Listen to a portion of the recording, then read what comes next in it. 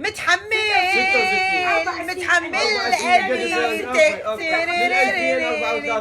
مرة منك ما شكيت ما في شي جايب لي حبيبك عاد العقله دا يغني براس السنه. لا تلوموني ترى ما اقدر على فراقه روحي مثله فعليه وعيني انا جايبته لاغني لهم محرومين من صوتي. قولوا ايه؟ لا عافيه.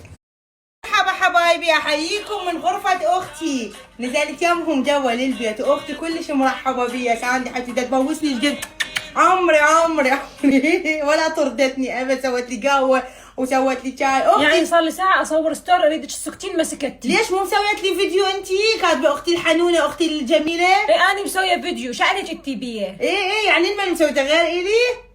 اختي يا كل الوجود يا فرحة فينا. هسه اجيب لك جهال كومه جهالي ما احب الاطفال باعي تلعبيهم اشتري لهم. انت مو خالتهم عندك فلوس قمت تدخلين؟ ما عندي فلوس. تشتريهم ملاعب بايسكلات تشتريهم لعابات. صلوان ممدحك زين قولي ايه حلو.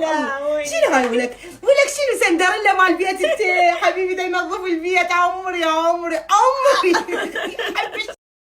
والان مع تعليق الصورة افتتاحية الصورة. اهلا وسهلا فيكم اعزائي المشاهدين. يلا حسين البطل. شوف هاي شبيك حسين انا شو علي؟ انت ما تعرف تدق البسامير انا شنو؟ صار عصبي. نرجع لكم بقى شوية. يلا هلا ومع حسون الجميل. العب يا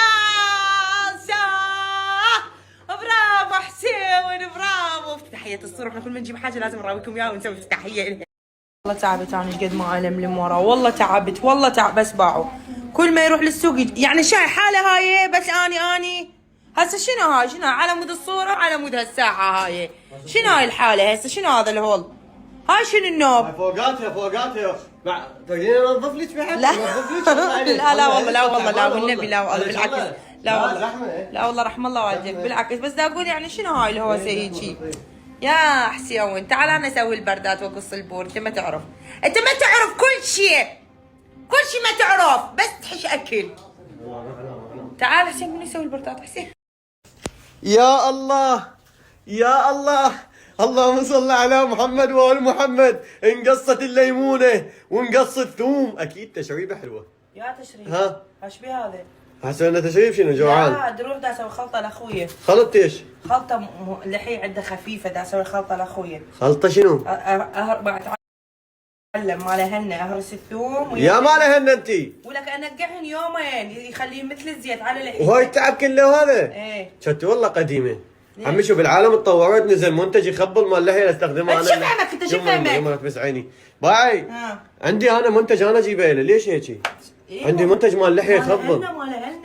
انا شوف لحيتي شلون حلوه. همين طب على صور القديمه شوف لحيتي شلون محفره وهيك ما بيها مو كامله. استخدمت منتج لارا هسه اجيب لك اياه. والليمونه يا ليمون ضعفي ودي له باكيت ولا ريحه ثوم ولا شغلات ولا. هسه حجيب لك وقفه خلنا اجيب لك اياه.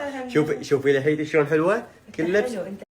هاك ها بعد على اليمن ثوم ويا صابونه ريحه حلوه. هاي يستخدم هالصابونه تقولي له يغسل وجهه. يغسل وجهه بيها. وهنا بيستخدم هذا بس فرك بالجلد. قاوي يقول لك ها مو زين لو فشي خليه يفرك عدل بالجلد. هاي الصابونه يغسل بيها ويخليه 5 ساعات.